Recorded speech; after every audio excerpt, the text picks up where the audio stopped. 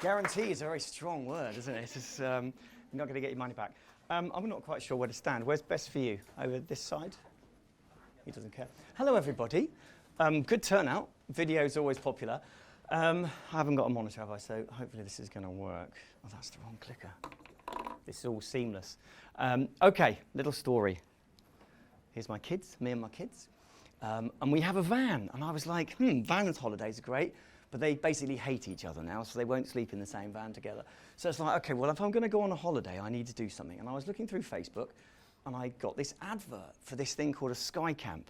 And I was like, oh, this is great. And basically what a Sky Camp is, it's a tent that sits on top of your van, so I can have the children upstairs with a partition in the middle, and they don't fight, and I can just have a little sleep downstairs. And I was sold this vision. So I initially saw it on Facebook, then I saw it on Instagram. And then I went on YouTube because it was $2,500, this thing. And before I spend $2,500 on something, I'm going to make sure it works.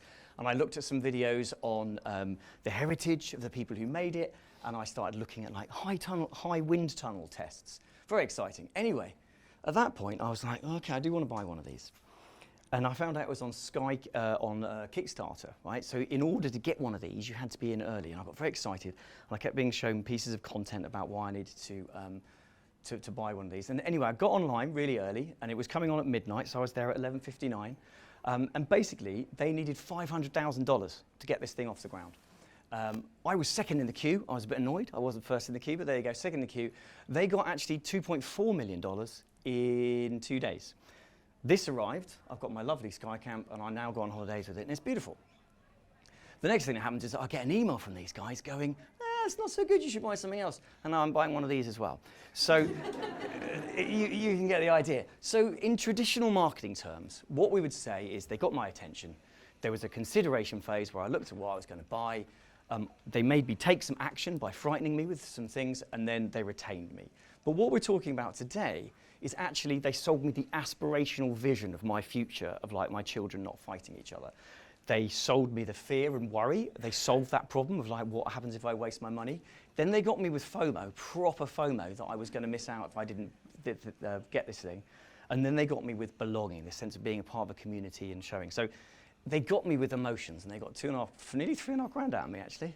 So there you go. At least the children don't even go in it anymore because they refuse. So we are talking about video marketing, and we're talking about how emotion works with video marketing. What is video marketing? Having written a book called Video Marketing, I get to write the definition, which is quite nice. It's about delivering brand growth with multiple pieces of content that target specific audiences across multiple platforms. And that's very wordy, but basically what I'm trying to say is it's not about one video. It's about lots of videos in lots of places driving specific emotional drivers. Did I get that water? Because I'm right by my feet. Look at that. So that's video marketing. Get a photo of me as I take a slurp. OK. So the key thing, we can take all this, we need to make emotional connections, and that's what we're talking about today. A little bit about me. You heard I was at the BBC for 16 years. I went to a golf. I run a company called Hurricane. I've written some books. We work with some cool people. That's me, right? Basically, I'm a nerd at this stuff. Let's talk about why it works. There's a number of different ways of why video works. Touch and hold, which is all about dopamine. Moving image, which is all about ganglion cells. Targeting, which is all about stalking people as they go around the digital world, and emotional stories. And because it's only 20 minutes, we don't get to do the first three, but we are going to talk about emotional stories. Oh, I was supposed to do that. I've missed that bit. OK, let's talk about emotional stories. Stories are central to how we communicate. We used to sit around the fire. We used to communicate through rock art and gestures, and suddenly about 13,000 BC, we'd sit around the fire and we'd start telling people things. The reason we communicate was to tell people where we needed to hunt. Don't go down there, there's a bear. All these kind of things that we used to communicate. And actually, what was super interesting is that the communicators who were best, who could stand around the fire and orate or grunt, or however they did it at the time, would hold the community. They could lead people to war, they could get the best mates, and actually the storytellers became like the rock and roll, the Bonos of the day. So storytelling is very much intertwined into our evolution.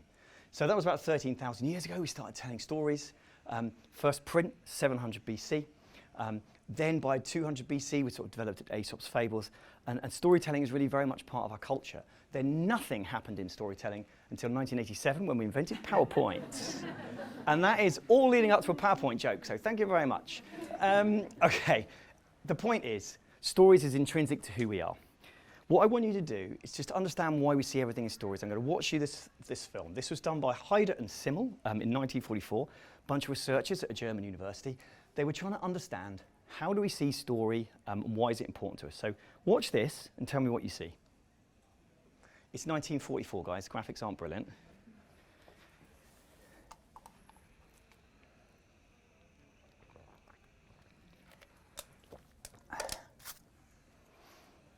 Okay, it's long. Does anyone want to be brave? Put their hand up and say what they're seeing. Oh, come on, yes, there we go. Like parents arguing? Parents arguing, wicked, that's a good one. Often you get domestic abuse, which is a little bit heavy duty. Yeah. Does everybody see like a big, scary triangle, chasing around the little one, and this other little triangle's a little bit scared, and they're you see some kind of story going on. Does anybody just see that as a circle, a big triangle, and a little triangle? Nothing happened. Or did you all put some kind of narrative to it, right? Exactly. So they showed this to 1,000 people in 1944. Only one person didn't say some kind of narrative, some kind of story. And she said afterwards, I was late and pissed off. She probably didn't use that word. She was late and annoyed, and maybe if she hadn't been late, she would have gone along with the thing. But she was just being grumpy. Everybody sees these shapes as stories because it's so intrinsic to how we understand the world around us. But what we can say is that emotion changes behavior. The reason that we need emotion in video, the reason we need to connect emotionally with people, because it does change behavior. And the reason it changes behavior is simply we have to make lots of decisions. We make 227 decisions a day about food. We're constantly inundated with decisions. If we thought about every single decision in the same way, we'd never get anything done. If you put the same amount of attention into what cheese you're going to have as to what house you're going to buy, we'd never get anything done. So what we've done is our brains have developed into System 1, System 2. Anyone System 1, System 2 people? I can make it sound, okay, there's people who know of it. Okay, it's not a physical part of our brain, it's not a physical part of who we are, but if you look at the way psychologists are talking about how we understand the world around us, we have two systems to our brain. Number one, the subconscious. This is where we make decisions quickly. We kind of like, you know when you meet someone and you don't like them straight away, or you walk out in front of a car and you immediately pull back because you hear a noise. We don't have time to think about those things. System 1, subconscious. System 2 is consciousness. This is where we make decisions based on consistent pondering. It's like, what mortgage am I going to get? Should I go out with that person or that person? You know, these are the kind of things that we think about consciously. As an example, sometimes driving along, you don't really remember how you're driving. You don't really remember where you got, you know, hopefully you're paying some attention, not just looking at your phone, but you kind of zone out, you get where you're going. Then you need to park. Suddenly you're in between a Porsche and a BMW and you're suddenly paying attention. Suddenly your System 2 kicks in and it takes over. The thing is that System 1 thinking doesn't use much glucose. It's really easy. Your brain just kind of does it. So you kind of physically and emotionally make a decision, right? You do that. System 2 requires us to actually think about it. It requires glucose for us to pay our attention to it, and we don't really like doing it because basically we're slightly lazy people. So we've evolved to make most of our decision making done automatically at low energy cost using System 1, which is driven by emotions, right? So there's this whole beautiful, and I've only got 20 minutes, but there's this lovely idea how we basically make decisions based on the way we are feeling. And if anyone's into Descartes, I think therefore I am. There's an amazing book by Antonio Damasio, which is about Descartes' error, which is fundamentally how we make decisions based on how we're feeling. Descartes was all about thinking, but actually we do need to feel something in order to make decisions. And we can look at what happens to people who got damage in the centromedial precortex, which I pretend I remember without reading. Basically, this part of your brain, up the front here, it's where we handle emotions. And it's super interesting that some people, like this chap, Phidias Gage, they get a rather bad injury to the the centromedial precortex. They can't actually feel, they don't have any of emotions. But what turns out, even though they have a very bad day at the office, he got a massive spike through the head, if anybody's interested, and they took the spike out and he couldn't feel anymore. He was unable to make any decisions. So there's a massive connection between decisions we make and emotions that we feel. And that's a massive field of study, so I'm not going to go into too much detail on it. But what I do want to do is start saying, okay, that's lovely theory. Let's talk about video in emotion. Fingers crossed the sound works on this, right? So what we're going to do is we're going to watch it. We're going to think how we feel now. It's a bit warm, There's a random dude down the front chatting about stuff. How do we feel? We're going to watch a film, and then we're going to talk about how we feel after that. Fingers crossed the sound works.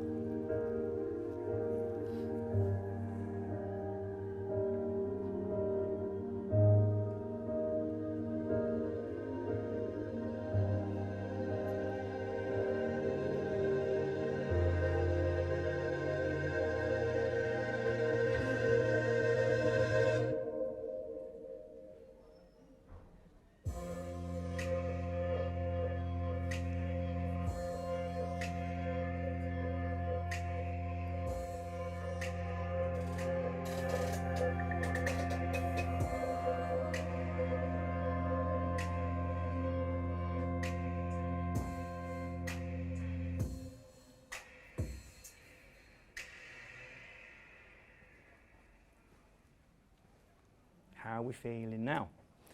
92 seconds to completely change a room, right? It's really quite powerful. Sorry to the people down there who just saw the side of a screen. It's really powerful. So what happened there? We watched that film, pretty much had an emotional response, I'd imagine. It's quite a sort of emotional thing. And certainly to feel an emotion like that in a conference setting is kind of weird. So we had an emotional response. Probably, I would say, something along the lines of distress and empathy. But what actually happened to make you feel that? And more importantly, as marketers, how do we mercilessly leverage that to sell what we need to sell? So what happened to make you feel that? Let's talk about that first. Well, pretty much what happened is you had a big dose of brain chemicals. You had sort of oxytocin, you had dopamine, had a big kick of things which make you feel things. This has been studied at length by a guy called Dr. Paul Zak in a study called Empathy, Neurochemistry, and the Dramatic Arc. And he did a really interesting thing. He showed this really powerful film about a young boy called Ben who's dying of cancer, and his dad can't play with Ben because he knows that he's dying, and it's like, I can't show it at a conference, it's actually too much. You can't show it. But what he did is he did blood chemistry studies before and after, and they looked at what happened in terms of blood chemistry and how people's bodies were changing before and after they showed a thing. Then he went even further and looked at how that changed behavior. And so I'm going to let him explain it. We began doing other studies on this story. So we took blood before and after, and we found that the brain produced two interesting chemicals. One is called cortisol, which focuses our attention on something important. So cortisol correlated with our sense of distress. So the more distress you felt, the more cortisol you released, and the more you paid attention to that stimulus. The second chemical release is called oxytocin, which is associated with care and connection and empathy. And oxytocin was correlated with people's sense of empathy. And the more oxytocin they released, the more empathic they felt towards Ben and his father. Now we did something different after this experiment. We gave individuals a chance to share money with a stranger in the lab. And indeed, those who produced both cortisol and oxytocin were more likely to donate money generously to a stranger they couldn't see in the lab. In another experiment, we gave individuals a chance to donate money to a charity that works with children who are ill. And indeed, those who released oxytocin and cortisol donated money to this charity. In fact, the amount of oxytocin release predicted in both cases how much money people would share with a stranger or with charity. What we're seeing is that this narrative is changing behavior by changing our brain chemistry. And that's the key thing. We are literally changing behavior by changing brain chemistry. So that's what we're looking to do. So what we're looking to do is that a brand is we're thinking, how can we make emotional connections, tell powerful brand stories, and change behavior? So it's all very well if you're making a children's charity and you've got people dying and that kind of thing, but actually as a brand, what kind of emotional drivers can we make to make people feel stuff? Traditionally, we'd be talking about making people happy or sad or frightened or surprised or distressed or in some way. But actually, on brand level, emotional drivers can be FOMO, vanity, needing to be first, doing well at work, laziness. If you look back at my example at the beginning of this talk when I bought the tent, They got me for aspiration, because I'm a single dad and I wanted my kids to have a better holiday experience, right? It's got me. And then they drove me with FOMO, because if I didn't get quickly, I was going to lose out. So using these kind of emotional drivers is really important. Just as an example, we work with an American company called Oz Design, who do cranial implants, where they take the top of people's heads off and they put a new skull on, and it's all very, very exciting. They're targeting surgeons, okay? So we did 2 little things to discover what the emotional driver was with the surgeons we're talking to. We made 2 versions of a film. One, we did the slogan, "This is the future of cranioplasty." And then it was all about how, like, this development was the future. The second one, we said, "You are the future of cranioplasty." And bearing in mind we're talking to surgeons, which one do you think outperformed the other one by 2 to 1? Right? Surgeons, a little bit of an ego maybe. You are the future of neurosurgery. They lapped it up. Because what we're doing is we're sort of pandering to that sort of vanity about how important they are. So we need to understand these emotional drivers. And just to finish, just to say there's all, because I know I've got, it's 5 minutes including Q&A. Okay. Just to say that people say, well, I sell a widget. I can't get emotional to my video. This company sells the dullest thing in the world. They sell electronic invoicing software. They're called Italia. And yes, it's a bit of a silly video, but what they've done is they've gone, okay, what's the genuine reason that people may choose to use our product? And they have some fun along the way with it. When you don't invoice electronically, you spend time manually inputting your invoices. When you spend time manually inputting your invoices, you get a repetitive stress injury. When you get a repetitive stress injury, you ask for time off work. When you ask for time off work, the intern fills in. When the intern fills in, he does a better job than you. When he does a better job than you, he gets offered a job. And when he gets offered a job, he becomes your boss. Don't let the intern become your boss. Allow suppliers to submit free electronic invoices through Talia. Okay, it's silly, right? But we get the point. Nobody cares about your electronic invoicing solution, but they do care. They might lose their job if they don't buy it. Okay, so because you're supposed to be taking some practical steps and take away, I've got a few minutes just to do this. What does this all actually mean? When you go away and you're making video content or any content at all, how can we use this model? And the model that we use, I'll get rid of all that. The model that we use at Hurricane is a thing called EFA, which stands for emotion, fact, and action. Any piece of content that we're putting out, we put the emotional driver at the beginning. This is why you care. This is why you're going to love it. This is why you need to save people's lives.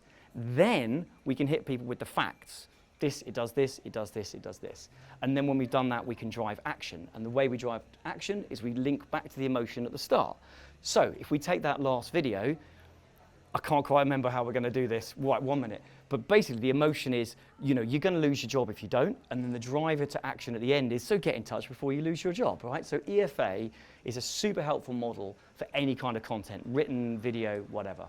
Cool. I can keep doing this for days, but I do believe that I've got to stop and answer some questions. Any questions?